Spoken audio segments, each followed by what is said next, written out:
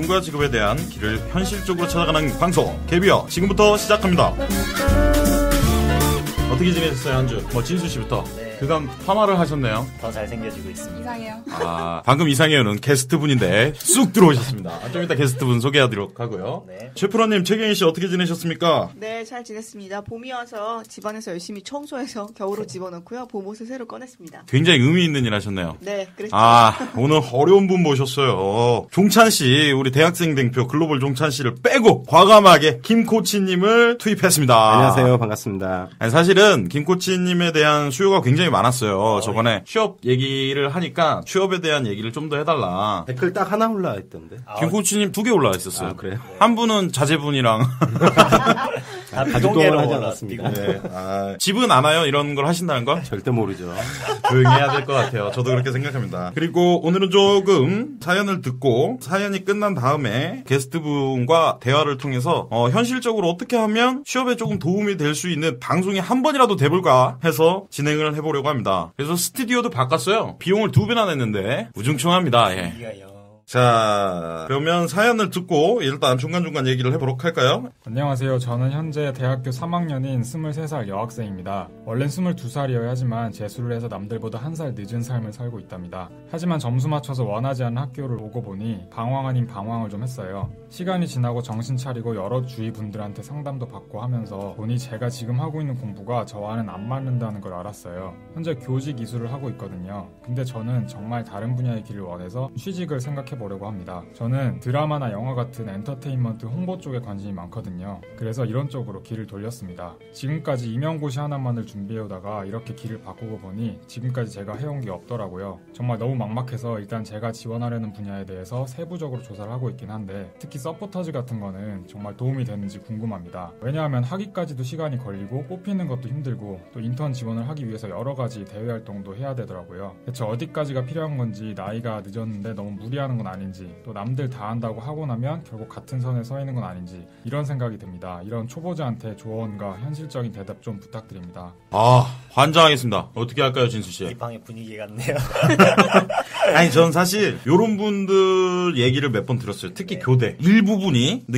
교대에서 일부분이 느끼는 문제점 또는 방황의 포인트 중 하나인 것 같아요. 최프로님, 교대 친구들 컨설팅 해보신 적 있으세요? 네, 교대도 그렇고요. 교육공학이나 이제 교육 분야 쪽에 있는 친구들을 컨설팅을 해본 적이 있는데 비슷한 생각을 많이 해요. 특히 이 친구들은 본인이 교육 관련 분야나 교사가 되지 않으면 다른 일을 선택한다는 것 자체가 과에서 이미 비주류가 돼버리고, 비주류가 되고 나면 교수님이나 친구들과 이렇게 관계를 잘 맺지 못하거나 혹은 떨어져 지내는 경우가 굉장히 많아 좀 아쉽더라고요. 사실 이분들이 걱정하는 것 중에 근본적인 이야기 중 하나는 자기 진로는 결정돼 있다가 있더라고요. 그렇죠. 이제 맞아요. 입학과 동시에 나의 진로는 정해져 있고 이거 끝나면 선생님이기 때문에 오히려 답답해 하시는 분들도 있고 맘 편해 하시는 분들도 있고. 우리 이제 진수 씨가 또 학생들의 입장이라면 어떨까요? 주변 환경이 되게 문제인 것 같아요. 저도 전공이 이제 의료 쪽을 했잖아요. 그러니까 네. 다 똑같은 길을 걷고 있는데 이 교육 분야도 마찬가지로 모든 친구들이 다 임용고시 하나를 보고 갈 텐데, 그래서 좀 다른 일을 한다는 것 자체가 좀 아까 최프로님께서 말씀하셨듯이 굉장히 좀 힘들고 도대체 뭘 어떻게 해야 될지 모르고 주변 환경에서 너는 왜 그렇게 사느냐, 소위 말해서 그 낙동강 오리알 신세가 되는 조언을 구할 때도 없고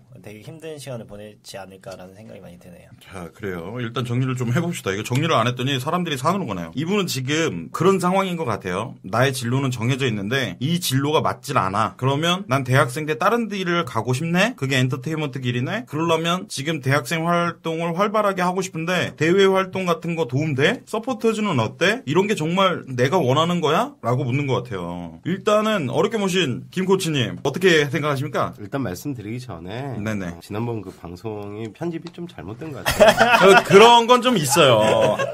제가 원래 굉장히 그 마음도 따뜻하고 여린 사람인데 아마 이것도 편집당하실 거예요.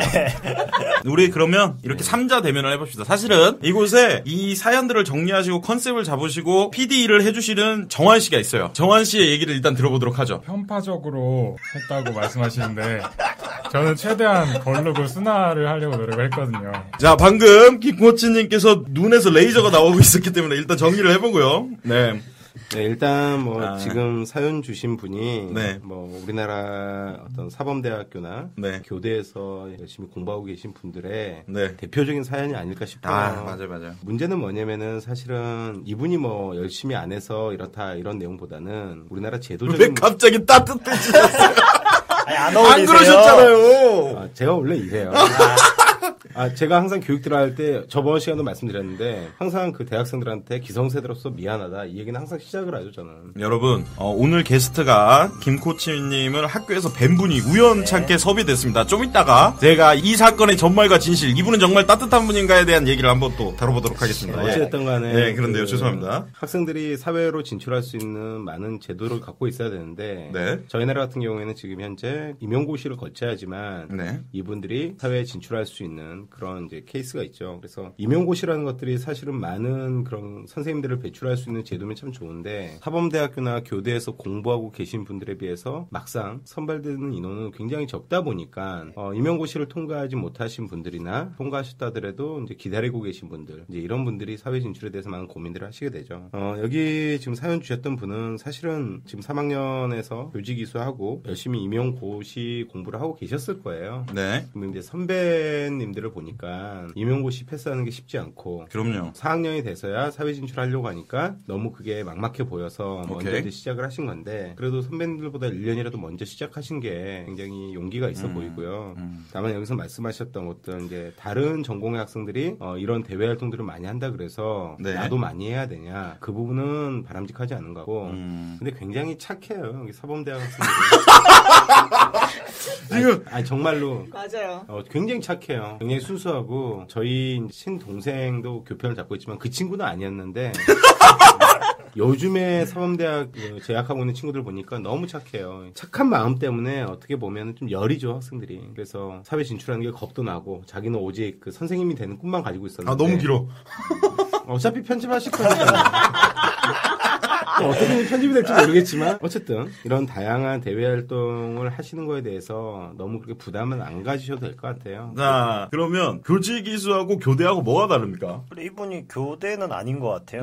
교직이수예요. 네, 근데 이제 교직이수. 이게 청취자들께서는 교대와 교직이수를 헷갈려 하실 것 같아요. 아니죠. 사범대학교 교직이수는 네. 중고등학교 선생님이 되는 거고요. 그렇죠. 교대는 초등학교 선생님이 되는 거죠. 그렇죠. 네, 그러네요. 그러면 여기서 자꾸 나오는 임용교시는 사범대학교 교직이수 과정을 끝내고 이제 다시 시험을 봅니까? 그렇죠. 자격이 부여되는 거죠. 교직이수를 맞춰야지만. 한장하겠네요. 그럼 결국엔 다시 공무원 시험 보는 거잖아요. 사실 이분은 그냥 빨리 딴 거 했으면 좋겠어요. 나. 어떻게 생각하세요? 서포터즈 한 23권은 되시나요? 스펙 몇 개나 써하셨습니까? 20몇 개? 자기 스펙 개수를 모릅니까? 모르죠. 그럼 이력서엔 다 채워줍니까? 이력서에 안 적죠. 왜 안 적습니까? 이력서에 적을 만한 게 없습니다. 서포터즈 활동 이력서를 인정을 안 해줍니까? 전국에 지금 서포터즈 활동 하시는 분들 다 내려놓으세요. 만약에 이력서 때문에 하고 계신다면 네. 진수 씨 의견을 네. 들어주는 게 맞을지도 내려놓으셔야 몰라요. 됩니다. 자, 그러면 내가 궁금한 거. 서포터즈 활동을 했습니까? 그러면 뭐 도움이 돼요? 서포터즈 활동을 되게 많이 했었는데 저도 비슷한 나이 때 저는 이제 군대를 갔다 왔으니까 군대를 갔다 온 남자 나이로서 이제 24, 25살 때 서포터 활동을 시작했었는데 대학교 3학년 때 뭐야? 어. 서포터즈 활동이 연예인 같아요. 그럼요. 서포터즈 활동을 네. 시작했습니다. 인문기가 있습니다.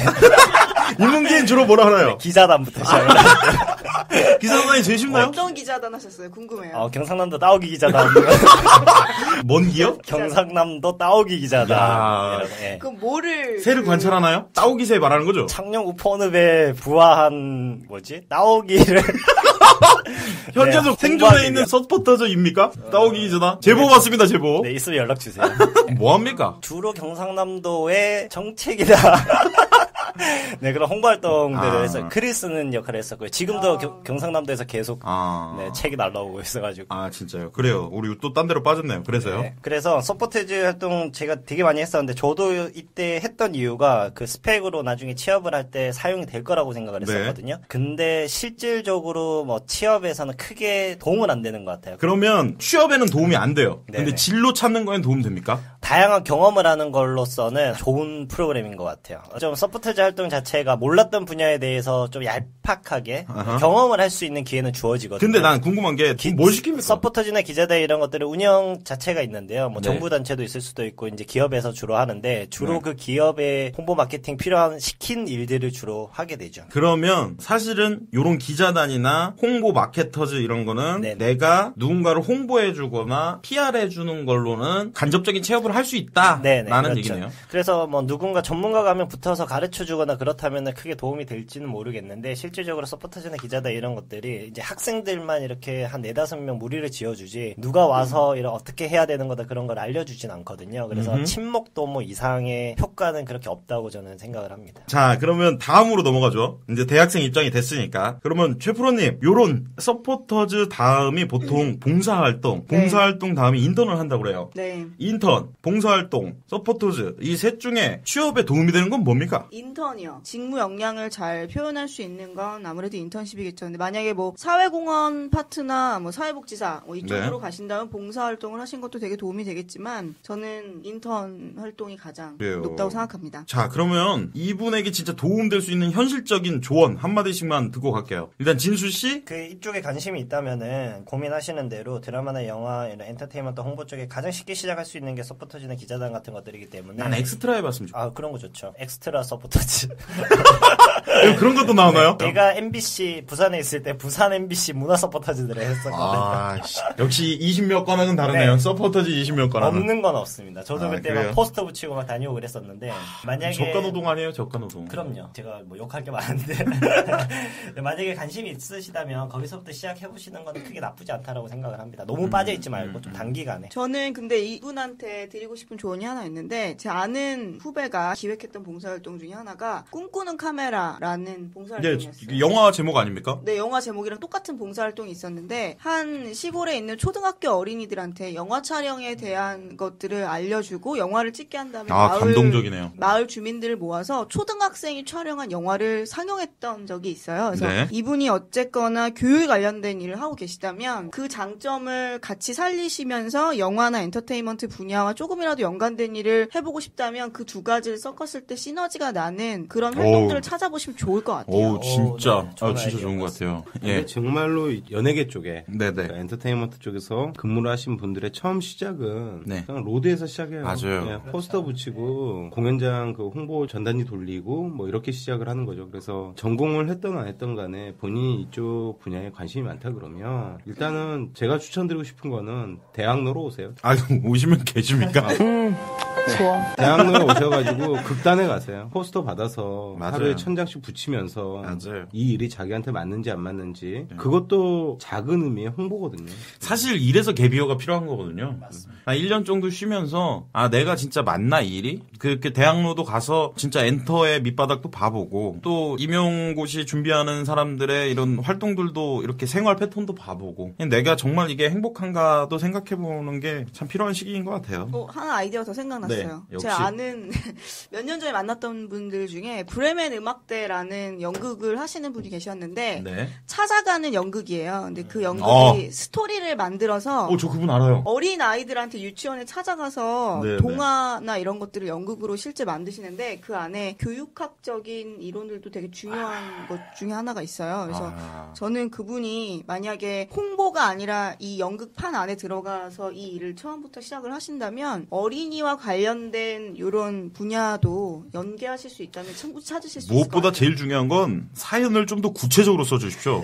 네, 그러면 정말 디테일하게 해드릴 수 있을 것 지금 같아요. 정확한 정보는 나이밖에 없습니다. 네, 아니 이거 한 5가지를 다 잡고 계셔. 이분도 최선을 다해서 좀 사연을 주신 거예요. 그래요. 사연 2 들어보고 가죠. 지방사립대 유통학과에 다니는 4학년 남자입니다. 나이는 26살이고 졸업은 다가오는데 4년 동안 쌓아놓은 스펙이 아무것도 없습니다. 요즘 이력서를 쓸 때마다 한숨만 나와요. 평균 학점은 3.2 정도에 토익 점수도 700점을 간신히 넘기는 데다 다른 활동도 한 게 없어요. 지금부터 공부를 하면 되겠다 싶겠지만 집안 환경이 넉넉하지 못합니다. 이렇게 살다가 졸업할 것 같은데 문제는 취업이에요. 다른 친구들은 연봉 2,000에서 3,000 정도 되는 것을 알아보고 있는데 저는 2,000 이하를 바라보고 있습니다. 그냥 입에 풀칠이나 하면서 집에 빚이나 갚고 싶어서요. 이런 스펙에 취업이 가능할까요? 집안 사정 때문에 1년 휴학이나 1년 공부하라는 말도 저에겐 힘듭니다.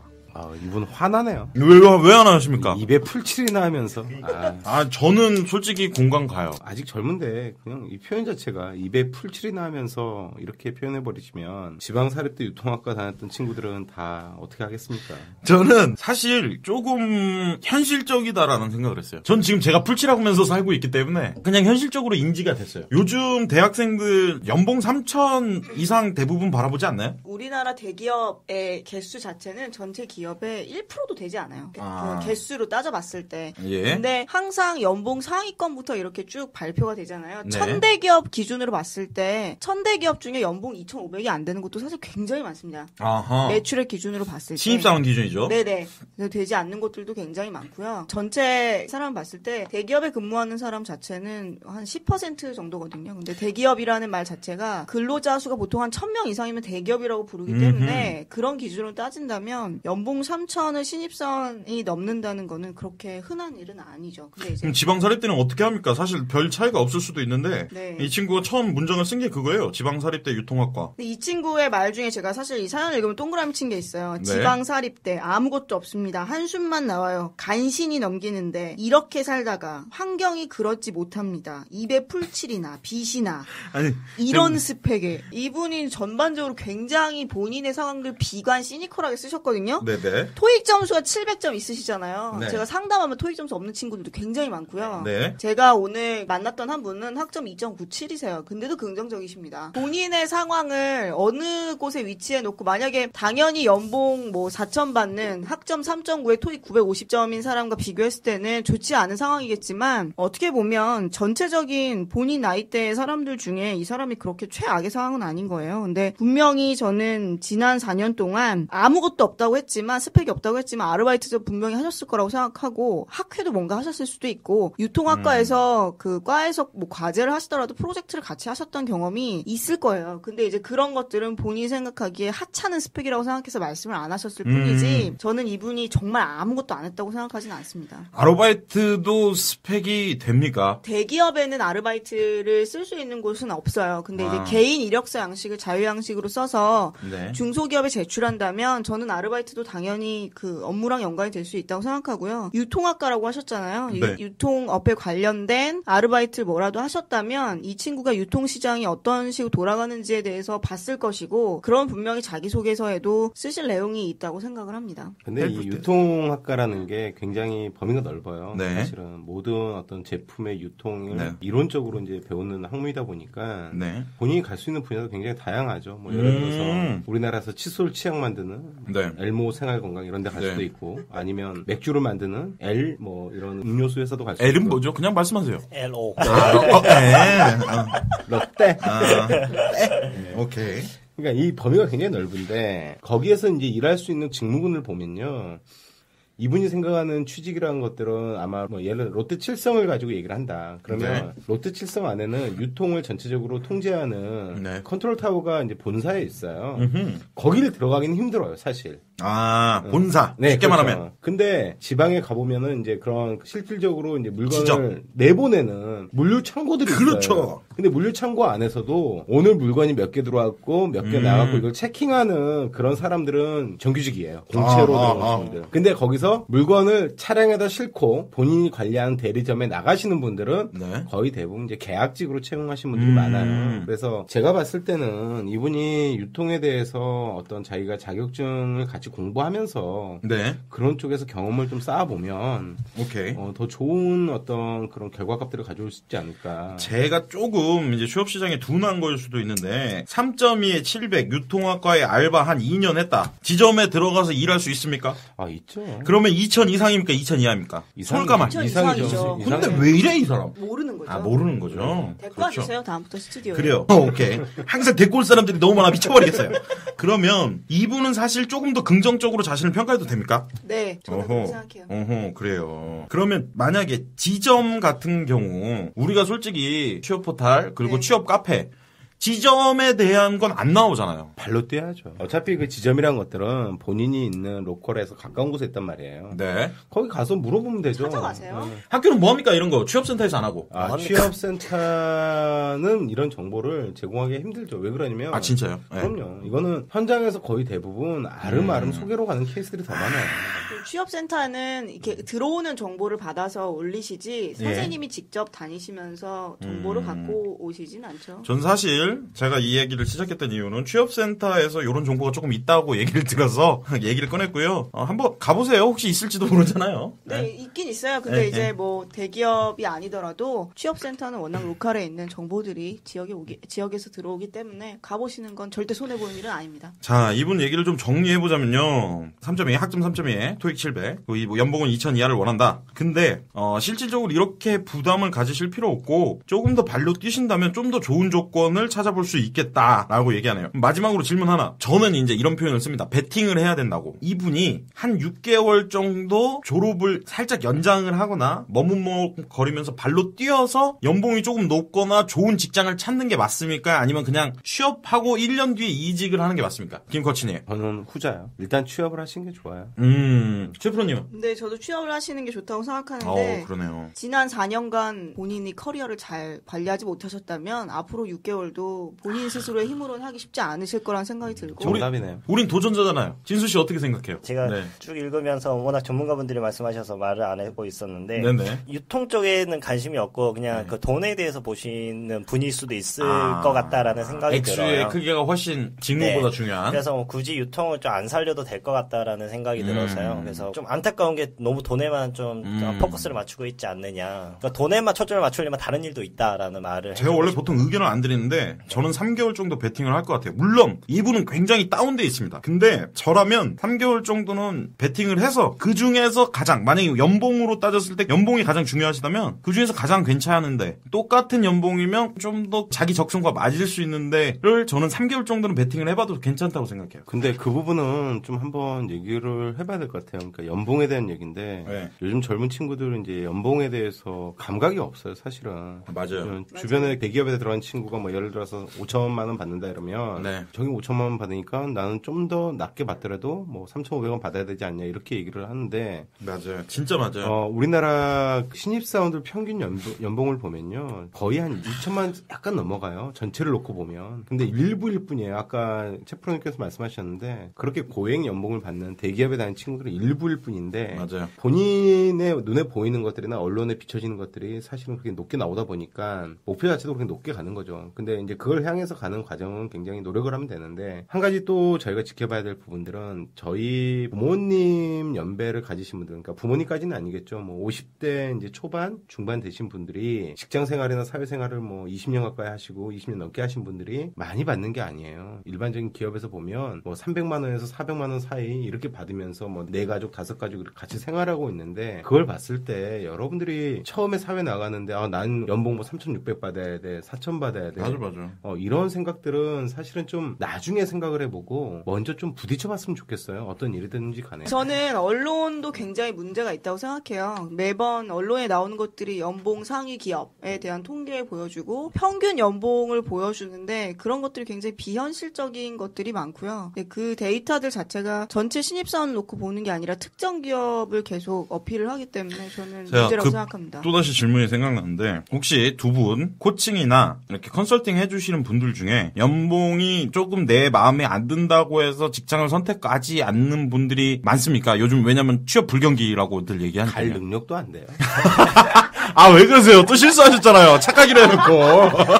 저희 최근에 저희 회사에서 네. 이슈가 됐던 사례가 있었어요. 네, 그러니까 말씀해주세요. 정말 준비된 것도 없는데 네. 전 연봉 뭐 3천 밑으로는 안 갈 거예요. 갈 네. 필요 없잖아요. 이렇게 말한 친구가 있어가지고 가슴 아파요. 두 번 다시 뭐 오지 마라 이제 이런 식으로 좀 얘기했었는데 얘기 좀 해주세요. 근데 저는 최근에 상담했던 남학생 3명이 똑같은 소리를 해서 깜짝 놀랐는데 연봉이 높지 않으면 여자들이 자기랑 결혼하지 않을 것이다가 굉장히 큰 두려움 중에 하나더라고요. 여성의 입장으로서 어떠세요? 저는 별로 상관없는데요. 아, 잘 버시니까. 그러니 근데 고액 연봉자니까. 저도 그런 여자 만나고 싶어요. 정말 이게 이번에 보니까 한 취업 포털 사이트에서 조사를 여대생들이 원하는 직업과 뭐 이런 싫어하는 직업 조사를 했는데 1위인 직업을 선택했던 이유가 네, 저도 가장 그거 돈을 봤어요. 많이 벌어서 선택했고요. 네. 가장 마음에 들지 않는 이런 직업은 싫다라고 했던 직업에 뭐예요? IT 쪽이었던 걸로 왜요? 기억해요. 왜? 사업 벤처 이쪽. 왜 싫어하냐면 여유 시간이 없어서 가장 원하는 돈 많고 남자친구는 자상하고 시간. 돈을 잘 벌고 여유가 있는 그렇죠. 사람이라 아주 아이러니한 통계가 이거 나왔죠. 좀 이따가 CEO. 여대생분 모시고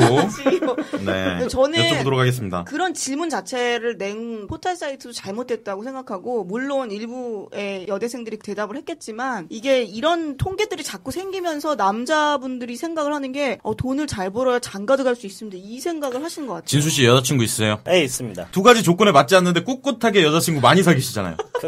많이라고 말씀하시면 안 되죠. 아니 10년간 다수. 근데 현재 다수 말고. 거기까지는 네. 거기까지는 괜찮다고. 아니 저는 뭐 그래요. 진수 씨도 있으니까 여러분 힘내세요. 그냥 이걸로 종료할게요. 그래야 깔끔하거든요. 끝. 전 아닌 것 같은데요. 사랑해.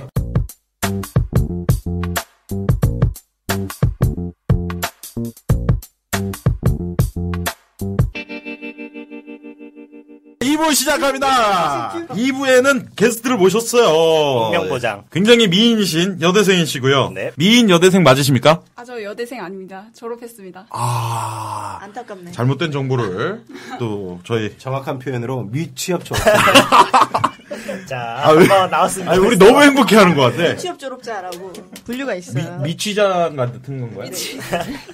미치자 괜찮아요. 아니 근데 되게 해맑으세요. 아니 일단 뭐 사실 취업이 중요하긴 합니다만 또 누군가에겐 중요하지 않습니다. 미취자분께서는 취업이 중요한가요? 중요합니다. 왜 중요한가요?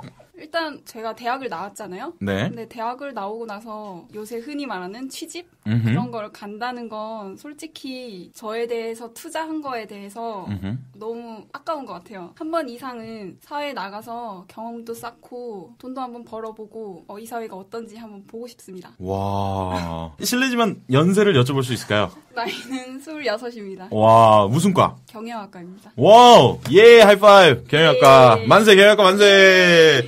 우리 취업 잘 되는데 하나는 사업하고 하나는 미치자고. 요즘 경영학과 분위기 어떻습니까, 최프로님? 안 좋아요. 왜요? 이번에 현대 자동차에서 네, 상경 계열은 상시로 채용을 하겠다고 해서 공채를 없애버렸고요. 네. 그 이외에도 많은 기업들이 슬금슬금 따라서 인문상경계 채용을 보류하거나 네. 아니면 상시 채용으로 바뀌고 있고 또 상경계열에서 흔히 좋아해서 많이 가셨던 금융권 같은 경우 올해 구조조정과 함께 또 일자리가 많이 줄었어요. 죄송하네요. 하지만 우린 경영학과 안 되면 차가마자. 미쳐버리겠습니다. 그래요. 그러면 일단은 학교 다니실 때 뭐 하셨나요? 1년 다니다가 휴학을 하고 음흠. 여기 박진수 씨를 만났죠. 그래서 네, 사귀셨나요? 네, 아니요. 아닙니다. 그럼 뭐예요? 박진수 씨를 어떻게 만났어요? 봉사활동을 하다가 따오기 기재단? 아니요.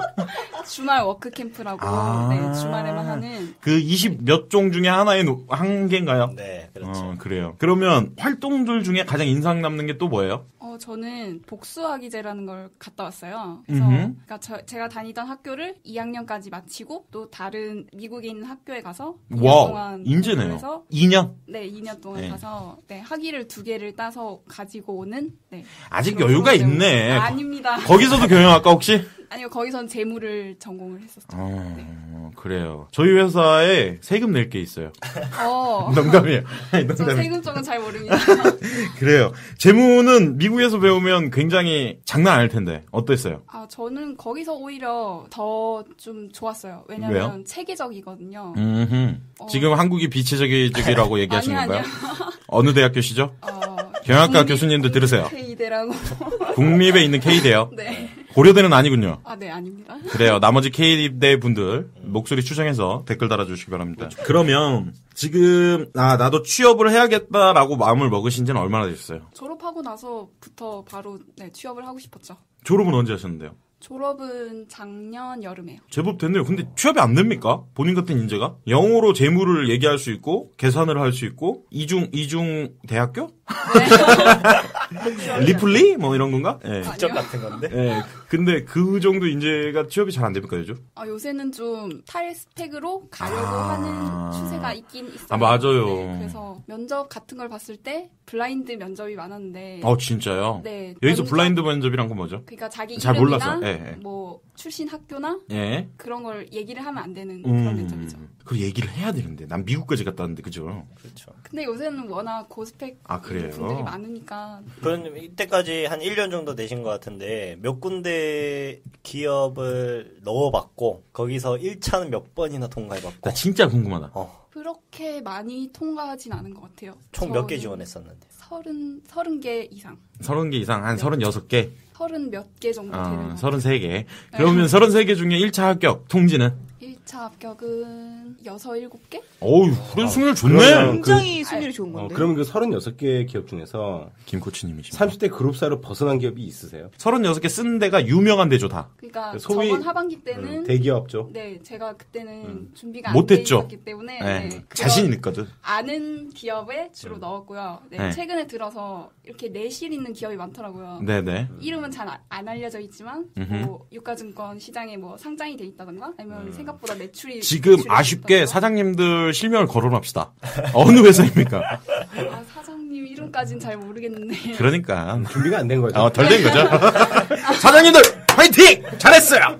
근데 굉장히 30개 진짜. 중에 6개 정도 굉장히 승률 좋은 거죠. 65, 30, 24% 정도 되겠구만. 근데 지원한 직무가 일단 재무팀? 재무 쪽이잖아요. 파이낸스 쪽은 전략부서거든. 진짜. 아니, 근데 전략부서면 더 어렵지 않습니까? 전략부서 같은 경우는 아무리 탈스펙이라 그래도 네. 아직까지는 그래도 좀 유지되는 핵심 보직 그러니까. 인재야. 제가 아마 교육을 할 때도 아마 얘기했었을 거예요. 두 분이 만나신 적이 있다고요? 있죠. 네, 어떻게 만나셨습니까? 아까 그분이에요? 아까 그분.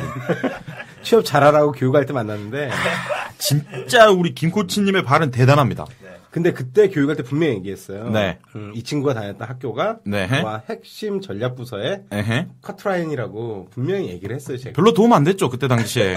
아니요. 취업 캠프가. 그때는 되게 좀 실전 위주로 제가 귀국을 하고 얼마 안 된 상황이었어요. 그래서 한국 취업 시장에 대해서 물정도 잘 모르고 그래서 학교에서 하는 취업 캠프에 신청을 한 거죠. 그때 좀 버벅대잖아요, 외국 갔다 오면. 그나마 그 교육 받았으니까 30전 6승이 나온 거예요.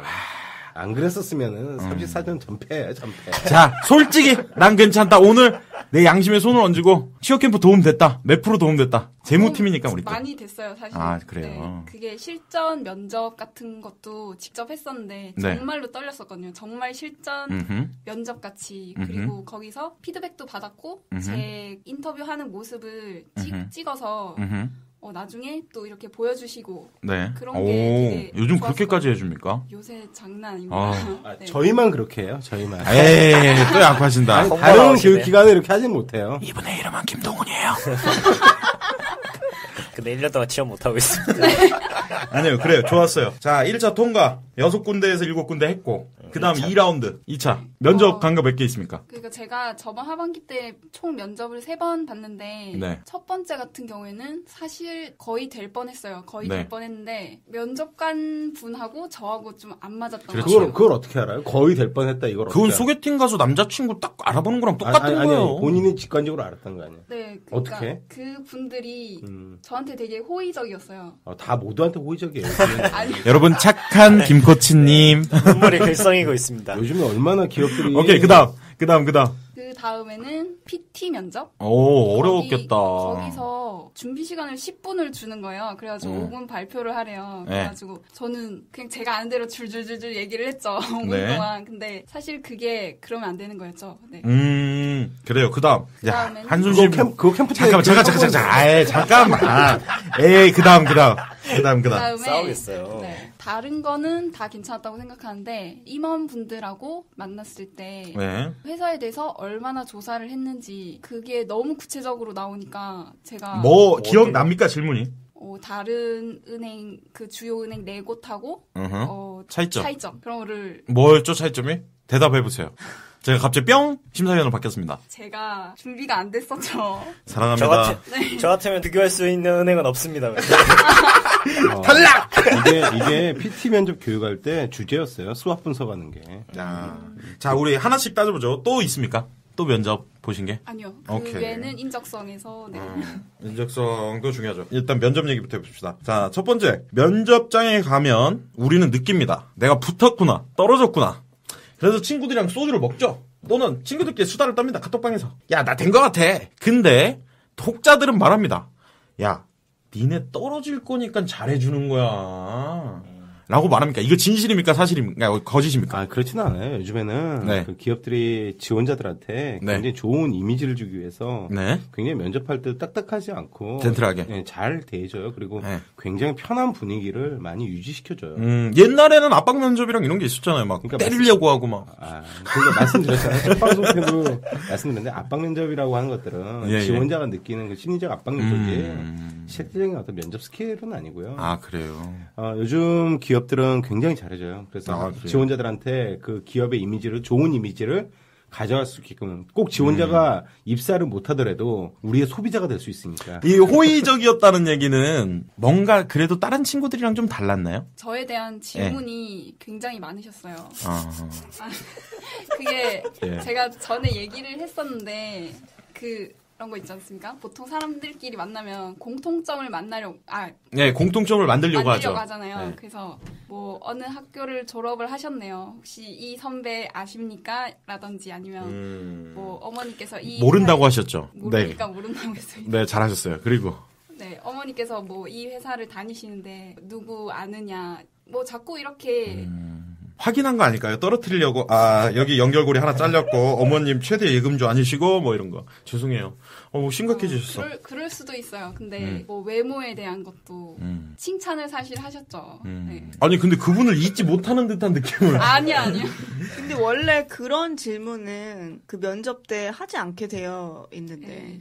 그래요? 네, 외모에 대한 거나. 약간 희롱성이 될 수도 있으니까. 가족에 대한 질문은 원래 하면 안 된다는 규정들이 좀 있거든요. 근데 굉장히 독특한 케이스. 면접관이 하지 말아야 될 질문들 딱 2가지만 쏟아내 주시죠. 왜냐면 그쪽은 또 공부를 안 해도 되니까. 개인 신상에 대한 거죠. 뭐 예를 들어서 혼자 1대1 면접이었어요? 아니면 1대 다수였어요? 아니면 다수 대 다수? 다수 대 다수였어요. 그럼 다수 대 다수인데 거기서 특정 학교를 거론했다는 것 자체도 면접관으로서는 오리죠. 그건. 학교에 대한 질문. 그분이 그 학교 출신이 아닐까 싶어요. 제 생각에는. 일단은. 그래요. 그러니까 그거 자체도 일단 좀 오리고 뭐 어머님께서 어디 회사 다니시는데 이런 거에 말할 필요 없거든요. 그래요. 만약에 그 옆에 지원자가 똑같은 입사 지원서를 썼는데 거기 그분은 부모님이 안 계시는 상황이에요. 그런 경우가 있을지 모르기 때문에 면접관 교육할 때 그런 것들은 절대적으로 막죠. 오케이. 여기서 정리하고요. 2번째 PT 면접. PT 면접 어떻습니까? 노하우 있습니까? 최 프로님. PT 면접은 몇 가지 종류가 있는데 집에 가서 서류 합격된 사람한테 통지를 해서 A4 용지에 주제를 주고 그거를 프린트해서 갖고 오라고 한 다음에 그거를 임원 앞에서 발표하는 경우도 있고요. 그 자리에서 시간을 준 다음에 전지에 쓰라고 하는 경우 혹은 칠판에 쓰라고 하는 경우 가끔 OHP 필름 기억나시나요? 실물 화상기에 올려놨던 초등학교 때 선생님이 그거 적기 싫어서 거기에 매직으로 쓰는 회사도 있어요. 자 이제 요점 정리해 주시죠. 김 코치님. 종이 한 장 3장짜리 그 호치켓으로 찍혀져 있는 걸 딱 주더니 정리해서 PT 하세요. 이랬어요. 뭘 해야 됩니까? 그 질문에 충실하시면 돼요. 그러니까 거의 질문 자체가 거의 대부분 개인의 역량에 대해서 물어볼 거예요. 그러니까 당신이 이 직무를 지원했는데 거기에 맞는 역량이 어떻게 준비되어 있고 정말 뭘 할 수 있냐. 거기에 대해서 프레젠테이션 해달라.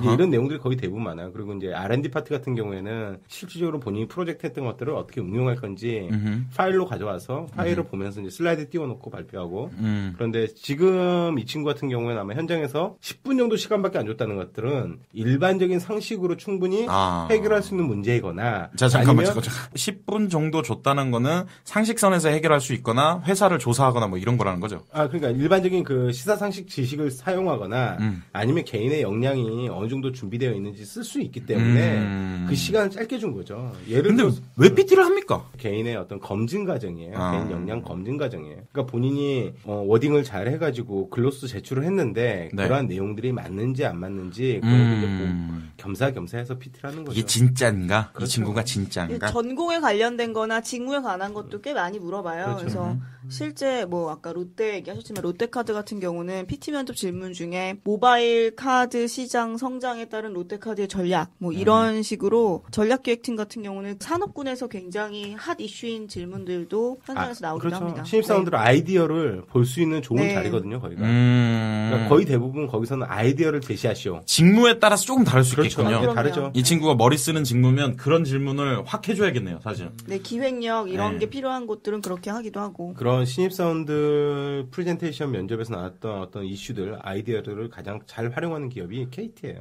아. KT가 굉장히 활용을 잘해요. 신입사원들 아이디어를. 신입사원들의 아이디어를 진짜 상품화 시키는 걸 되게 잘한다, 그렇죠. 이 말이죠. KT 같은 경우는 옛날에 아이폰이 우리나라에 들어오기 이전부터 그 전해에 이미 어플리케이션에 관련된 질문이 아예 나왔기 때문에 네. 아이폰을 쓰지도 않았는데 그 이슈에 관심이 있는 친구들은 굉장히 대답을 잘 했겠죠. 그래요.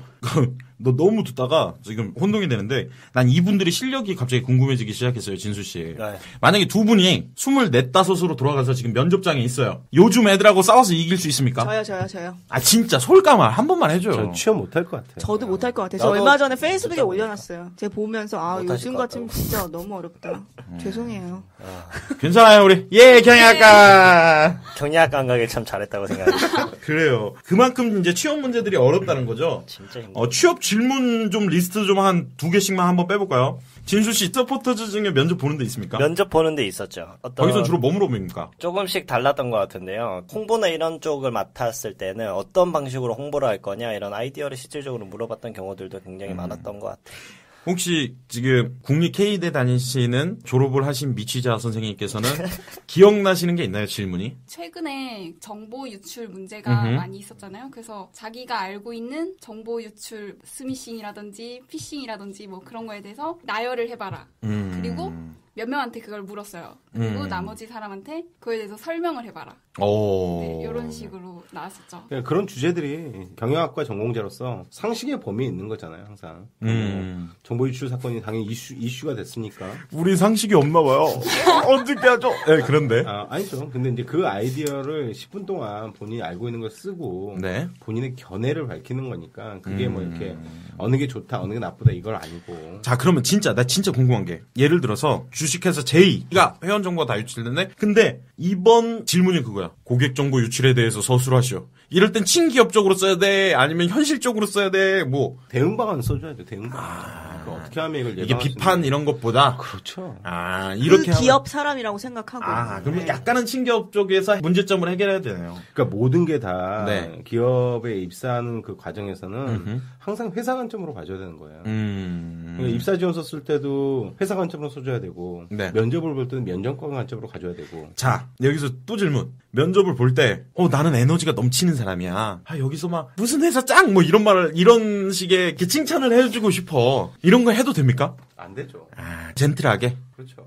이 기업이 어디냐에 따라 조금씩 다르긴 할 것 같은데 네. 대기업의 경우에는 그렇게 튀는 인재는 좋아하지 않으시고 옛날에 한번 소문이 있었죠. S기업에 입사하신 분 중에 한 분이 여자분이 뒤에서 부채를 꺼내서 부채춤을 추셨다 케이스가 하나 있었다고. 됐습니까, 그분? 그때 당시에. 됐다라는 소리가 있었어요. 왜냐하면 워낙 그 면접관들이 신선했다고 얘기를 했는데 그 뒤로 이제 그걸 따라하시는 분들은 우후죽순 떨어지셨죠. 그런 거 있잖아요. 군대 갈 때 군대 빠지는 법 해가지고. 네, 똥맛 싸움 된다고 그랬죠. 면접관 질문 중에 뭐 본인의 역량에 대해서 어떻게 입증해 볼 수 있냐 여자에서 네네. 실제 있었던 사례예요. GS 리테일에 입사했던 친구인데 네. 어떤 그 친구는 일어나가지고 자기의 체력을 보여주기 위해서 물구나무 서가지고 푸시업을 했어요. 옛날에 그런 얘기가 좀 있었잖아요. 실제로 그래갖고 합격을 했어요. 우와. 근데 중요한 거는 그 사례를 그 다음에 학교 가서 얘기를 해줬어요 친구들한테. 맞아. 근데 한 친구가 똑같이 그 회사에 가서 똑같이 했는데 붙었어요. 거기까진 받아준 거지. 네, 거기까지는. 이제 그 사람이 또 하면, 니네 학교 맞지? 너 그럴 줄 알았어. 이게 3년째야. 이러는 거 아니야. 그러니까 그런 사례는 있어요. 왜 옛날에 광고 같은 거 보면 면접자 창문에서 보이는 앞 건물에 큰 현수막으로 자기 이력서 막 프린팅 해갖고 쫙 내려오는 광고 이런 거 있었거든요. 네. 그런 거 하면 요즘 어떻게 됩니까? 밖에 창문이 안 보여요. 뭐 공장에서 면접을 하셨나 봐요. 광고회사에 그랬던 친구 있다는 얘기는 하나 들었습니다. 네네. 본인의 아이디어 되게 이력서를 좋은데? 그 전날 옥상에 올라가서 현수막을 그거요. 만들어서 걸어놨다가 아침에 출근할 때 사장님이 보시고. 네, 이렇게 쭈르륵 내렸는데 실제 그분이 면접을 너무 못 봐갖고 떨어지는 그런 케이스는 아니, 근데 아이디어만 좀 좋았네. 많았지만. 그런 거 있잖아요. 막 뚜루룩 떨어뜨려 내렸는데 안 내려가고 중간에. 뒷면으로 걸어. 예. 왼쪽으로 좀 바뀌어 있고. 그래서 저는 근데 요거 하나 조언 드렸으면 좋겠어요. 우리 네. 국립 K대 요 분 어떻게 하면 아직 끝나지 않았어요. 예. 취업이 되실 수 예, 있을지. 이제 그 진행을 해보죠. 아, 그래요? 실질적인 네. 고민이 있습니까? 근데 제가 그 실무 경험이 네. 사실은 없는 것 같아요. 인턴을 하긴 했지만 네. 그렇게 그 실무자들이 솔깃할 정도로 음흠. 대단한 일을 한 것 같지는 않아서 음흠. 네, 그런 점이 직무에 대한 그런 음흠. 재무 지식을 쪽. 좀 더, 네. 재무 쪽 계속 할 거예요. 전략기획 재무? 얼마 전에 채용 박람회를 갔다 왔는데 거기서 저한테 해외 영업 쪽 생각 없냐고 그렇게 물으시는 거예요. 그래서 해외 경험이 있으셔서. 네, 그래서요. 네. 그래서 저는 해외 영업은 저보다 훨씬 더 대단하신 분들이 하는 거라고 생각을 해서 아예 생각조차도 안 해봤었는데 그런 쪽도 한번 도전을 해볼까 그런 생각도 들더라고요. 올해는 해외 영업 쪽도 써볼 생각이 있는 거예요? 네, 중소기업 쪽은 사실 제가 네. 가보니까 뭐 스펙을 많이 따진다고 하는데 그렇게 또 인재들은 많이 없나 봐요. 그래서 저를 되게 반겨주시더라고요. 그러면 약간 되고도 안 간 데가 있겠네. 아니요. 그런 건 없어요. 그런 건 없고. 네, 그러니까 거기 아니에요. 내가 봤을 때는 네. 그 학교 주변에 네네. 기업에서는 1번으로 꼽히는 학교예요. 아, 그래요? 정말로. 그럼 사실 약간 밸런스의 차이가 있는 거네요, 지금. 그렇죠. 근데 네. 이제 문제는 이 친구가 전공을 가져왔던 이 재무 쪽이 굉장히 보수적이라는 거 사실. 그렇다 보니까 채용하는 어떤 성비도 좀 많이 이렇게 차이가 나고. 자, 우리가 성향만 가지고 직무를 한번 예측을 해봅시다. 이분이 일하면 괜찮을 직무가 뭘까요? 이 모습만 보고 예측이 가능하십니까, 혹시? 재무회계 파트 일 잘할 것 같은데. 네, 저도 잘할 것 같아요. 근데 이제 문제는 그거예요. 처음에 대기업군의 네, 재무회계 네. 파트가 접근하기가 너무 힘들기 때문에 차라리 중견 기업에 들어가서 재무회계 파트에서 지식을 쌓고 좀 더 노력을 해가지고 경력직으로 이직하는 것도 이쪽은 그 스카우팅 시장에서 굉장히 높은 몸값이에요. 재무회계 파트. 그렇죠. 기본 중견기업에서 재무회계 파트에 있었으면 이직할 때도 어느 정도 인정을 해준다. 그렇죠. 근데 제가 보기에는 재무회계 파트는 기업에서 이직을 잘 안 시킬 것 같아요. 왜냐면 기업 정보가 굉장히 머릿속에 많이 들어가 있을 테니까. 근데 본인이 나와서 이직하면 네. 시장에서는 굉장히 수요는 많죠. 아, 그래요? 네. 그러면 또 영업은 못할 것 같아요, 내가 볼 때. 왜? 너무 뭐 순진하고 말도 느리고. 근데 공부한 게 너무 아깝잖아요. 외국에 나가서 이 파이낸스 쪽까지 공부하고 왔는데. 만약에 홍콩, 싱가포르 이쪽은 어떨까요? 죄송해요. 제가 너무 훅 들어갔나요? 해외 취업. 네, 해외 사모펀드 이런데. 진심인데. 본인은 해외 취업을 염두에 두고 있진 않나요? 2년 반을 해외에서. 이 정도 네. 생각할 것 같아요. 뭐 JP 모간 이 정도. 아니요. 네, 한 개 넣어놓은 데가 있긴 있어요. 오, 있으시네요. 금융회사의 해외 영업인가요? 아니요, 그냥 일반 기업에. 제안하셨던 사모펀이 뭔지 아세요? 거기 그 채용 박람회가 그 현대 기아차 1차 협력사들. 1차 협력사들. 네. 근데 그런 회사가 나쁘지는 않아요. 해외 영업에 대해서 사실은 다른 여성 지원자들은 하고 싶어도 못 가요, 잘. 왜 그러냐면 해외 영업을 그쪽도 또 여자를 많이 안 뽑으려고. 그죠. 근데 그런 제안을 했다는 것 자체가 어쩌면 굉장히 좋은 기회일 수도 있고 본인이 재무나 회계 쪽의 지식을 갖고 있는 것들은 그 해외 무역에서 충분히 활용할 수가 있거든요. 그런 것들은. 그래요. 또 현실적인 조언 있을까요? 우선 저는 그쪽에서 오퍼를 하셨다면 그쪽에 분명히 필요한 인력이 있었는데 지원하셨던 이 미취업 졸업자분께서 그쪽과 뭔가 하나 굉장히 잘 맞는 경력이 있으셨기 때문에 마음에 들어서 제안을 하신 것 같아요. 네. 근데 제가 이제까지 저도 컨설팅을 많이 했지만 해외 영업 중견기업 이상으로 가셨던 분들은 여자분은 거의 없으셨고 남자분이 대부분이셨는데 그렇게 오퍼를 하신 거는 그 제안을 하신 거는 되게 드문 케이스여서 그런 빨리 잡으셔서 네 감사합니다 하고 바로 내셨어야 했던 기회라고 생각합니다. 아니 뭐 지금부터 잡으면 되죠. 자, 궁금한 거 하나. 그게 왜 망설여졌습니까? 망설여지지 않았어요. 저는 이력서랑 자기소개서랑 다 준비해서 내고 왔고요. 근데 아직 과정이군요, 지금. 네, 그분께서 이번 주 중으로 만약에 면접이 있으면 연락주겠다. 연락이 올 것이다라고 했는데 아직 연락은 없어요. 그래요. 우린 행복해요. 그래요. 그럼 두 번째. 본인 마음이 원하는 적성이 원하는 직무군이 있습니까? 리서치 분야를 네. 계속 생각을 해서 그쪽으로 자격증을 따고 커리어를 좀 쌓으려고 노력을 했었거든요. 근데 최근에 증권사들이 굉장히 안 좋았잖아요. 네. 그래서 그쪽은 거의 접었죠. 그래서 제가 그러면 쌓아놓은 커리어랑 이런 건 어디에 쓸까 해서 네, 그래서 기업의 재무 파트로 눈을 돌린 거죠. 만약에 리서치 파트에서도 와라, 해외 영업에서도 와라, 재무 파트에서도 와라. 셋 중에 어디 가실 거예요? 연봉 다 똑같아요. 브랜딩 다 똑같아요. 그럼 리서치로 가야죠. 그래요. 좋은 기회가 있으셨으면 좋겠네요. 또 해주실 말 있으신가요? 아니요. 네, 끝!